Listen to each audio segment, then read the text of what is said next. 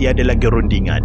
Januari 2024, operasi besar-besaran mula dijalankan oleh pejabat hutan daerah. Beberapa kawasan ditutup dan operasi pembersihan dimulakan. Pekebun yang masih berdegil berdepan pengusiran fizikal dan ini menjatuhkan protes keras oleh kumpulan PPMKR. Beberapa pemimpin PPMKR ditahan kerana menghalang tugas penjawat awam dan membuat provokasi. Mereka menjerit, "Kami dizalimi." Walahan mereka lah yang meneroka tanpa izin dan menafikan hak negeri selama 1 dekad.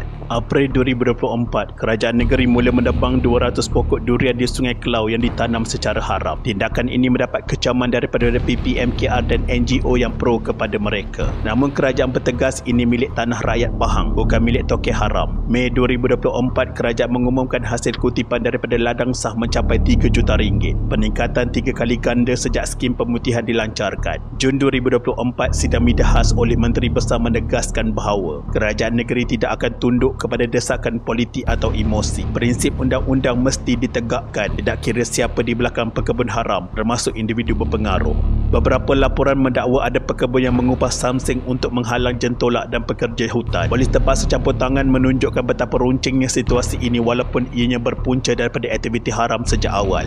Ogos 2024, Mahkamah Rayuan menolak semua rayuan yang dibuat oleh pekebun. Ini sekaligus memutamatkan bahawa mereka tiada hak ke atas tanah tersebut dan kerajaan negeri berhak bertindak. Selaras itu, beberapa pekebun memohon maaf secara terbuka dan mula menyertai skim pemutihan. Tetapi mereka ada segelintir yang terus melawan dan enggan akur meskipun bukti sudah terang lagi bersuluh. Jabatan Alas Kita juga mengesahkan bahawa beberapa kawasan di Sungai Ruan telah tercemar akibat penggunaan racun kimia tidak terkawal oleh pekebun haram. Januari 2025, pihak SPRM mula menyiasat dakwaan bahawa terdapat pegawai kerajaan terdahulu yang mungkin melindungi kegiatan pekebun haram pada tahun-tahun awal. Siasatan ini membuka dimensi baharu dalam skandal durian ini. Februari 2025, kerajaan negeri membentangkan laporan khas kepada Dewan Undangan Negeri menyatakan kerugian hasil mencecah RM70 juta akibat pencerobohan tanah selama sedekad. Sidang media khas oleh Esko Pertanian Negeri mengesahkan bahawa 80% daripada kawasan terlibat kini telah dipulihkan dan dikawal secara sah. Proses pemulihan tanah sedang berjalan dengan kerjasama agensi kerajaan.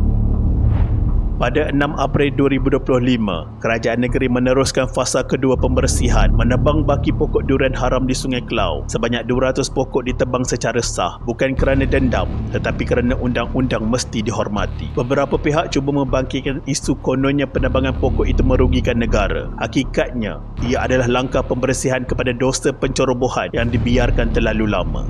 Kini rakyat mula sedar bahawa bukan semua pekebun kecil itu tertindas. Ramai sebenarnya pemain besar yang berselindung di sebalik imej petani miskin.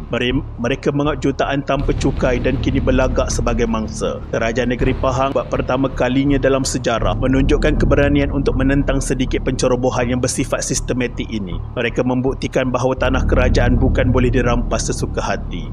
Saya ni tuan-tuan orang Pahang. Pahang ni orang kenal rauk tu durian je sekarang. Budak sekarang kenal durian tu rauk. Rauk tu durian, durian tu rauk. Padahal rauk tu dulu terkenal dengan kemen ni. Tuan-tuan tahun 70-an pergi rauk lah. Masa tu kan banyak sekatan jalan raya, tak boleh pergi. Rauk adalah antara KTJ utama untuk pasukan batalion kedua askar Melayu.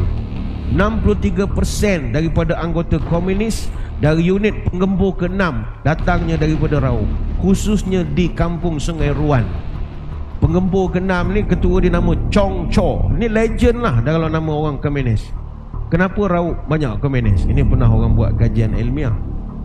Sebab dia dekat dengan kawasan kegemaran PKM, Parti Komunis Malaysia. Kes Musangkin di Rauk bukan lagi sekadar isu pertanian haram. Ia adalah lambang kerakusan segelintir kaum Cina yang tamak, angkuh dan langsung tidak menghormati undang-undang negara yang mereka duduki. Sudah berpuluh tahun mereka mengaut keuntungan berjuta-juta dari tanah yang bukan hak mereka. Tetapi apabila kerajaan bertindak, mereka menyalak seperti mangsa yang dizalimi. Mereka lupa di mana bumi dipijak, di situ langit harus dijunjung. Bukan dijarah, dicabar dan dipijak balik.